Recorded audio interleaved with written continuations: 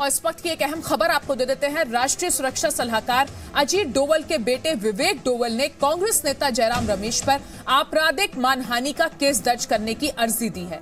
Patiala house court में विवेक डोवल की अर्जी पर कल सुनवाई होगी। विवेक डोवल ने कारवां पत्रिका और इसके रिपोर्टर कौशल श्रॉफ के खिलाफ भी याचिका दी है। कारवां पत्रिका ने विवेक डोवल के बारे में एक रिपोर्ट छापी थी।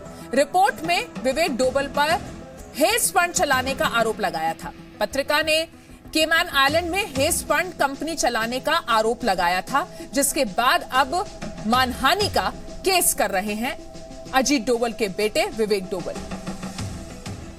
जी मीडिया संवाददाता मनीष शुक्ला इस वक्त हमारे साथ जुड़ गए हैं। मनीष, क्या डिटेल्स है, किस मामले में यह केस किया जा रहा है? देखिए अदिति, द कारवां मैगजीन ने एक आर्टिकल छापा था जिसका नाम रखा था द डी कंपनी, यानी डोवल कंपनी को डी कंपनी कहा था। और हम जानते हैं कि डी कंपनी दाऊद को कहा जाता है।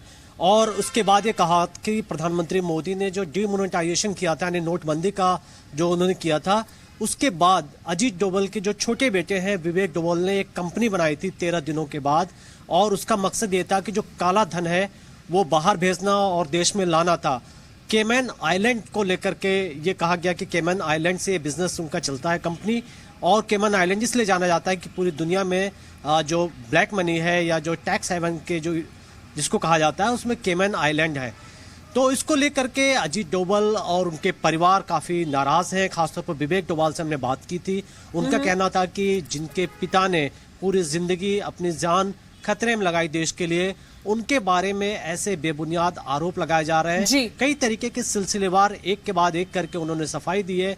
और आज उन्होंने दिल्ली के पटियाला हाउस कोर्ट में यानी विवेक डोवल ने डिफॉर्मेशन केस फाइल किया है। ठीक है, बहुत बहुत शुक्रिया मनीष आपका इस पूरी जानकारी के लिए।